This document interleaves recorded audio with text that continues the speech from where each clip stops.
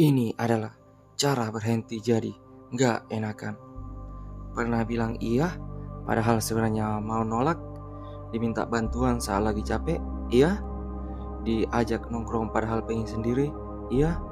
Disuruh lembur tanpa dihargai, iya lagi. Lama-lama hidup terasa bukan milik sendiri.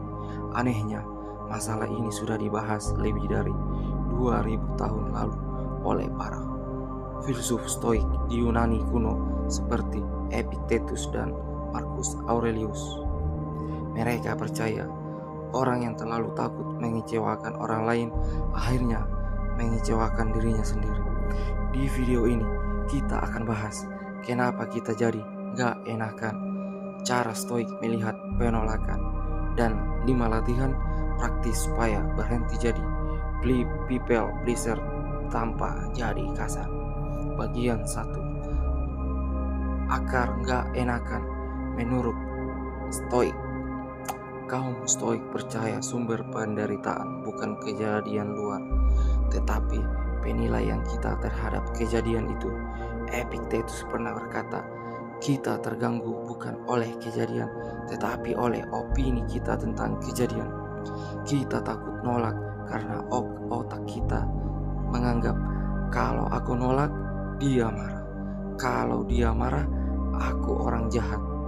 Kalau aku tidak disukai, aku tidak berharga. Padahal menurut stoik, opini orang lain bukan orang sesuatu yang bisa kita kendalikan. Yang bisa dikendalikan hanyalah tindakan, niat, dan karakter kita, bukan perasaan semua orang terhadap kita. Bagian 2. Dikendalikan orang lain secara tidak sadar. Orang yang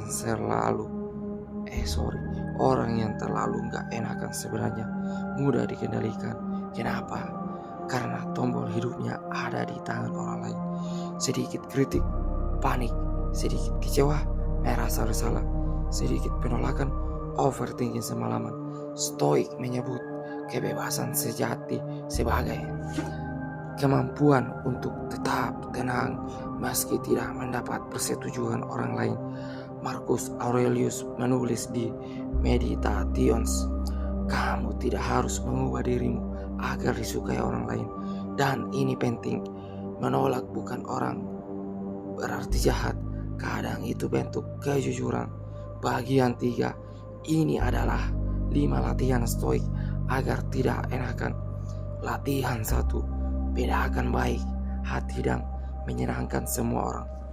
Orang baik menurut saat mampu berkata jujur, punya batas, people pleaser, takut ditolak, takut konflik, mengorbankan diri sendiri, tidak mengajarkan kita jadi dingin. Mereka mengajarkan jangan mengorbankan prinsip demi diterima. Latihan 2, biasakan kalimat penolakan pendek. Semakin panjang penjelasanmu, semakin terlihat kamu merasa bersalah. Coba gunakan, maaf, saya tidak bisa, saya ada prioritas lain. Tidak dulu, tanpa drama, tanpa over explaining. Karena menurut stoik, ketenangan lahir dari kejelasan. Latihan 3, latih ketidaknyamanan kecil. Kaum stoik sering melihat diri menghadapi rasa tidak nyaman secara sengaja. Tujuannya agar mental tidak rapuh terhadap reaksi orang. Mulai dari hal kecil, menolak ajakan, tidak langsung membalas chat, berkata jujur meski canggung.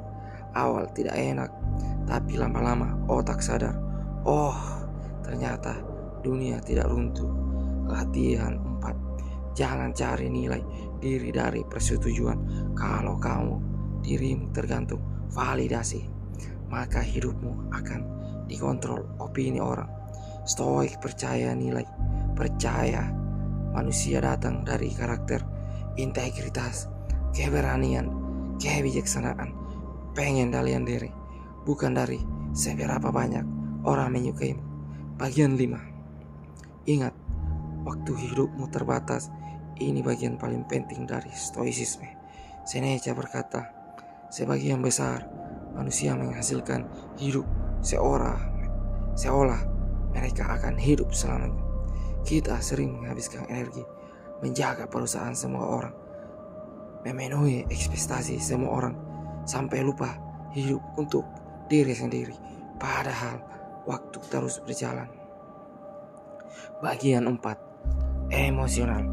Menjadi tidak enakan memang tidak terlihat baik, tapi kalau terus menerus mengorbankan diri sendiri, itu bukan kebaikan, itu kekuatan. Stoik Yunani mengajarkan bahwa kita tidak harus disukai semua orang untuk hidup tenang.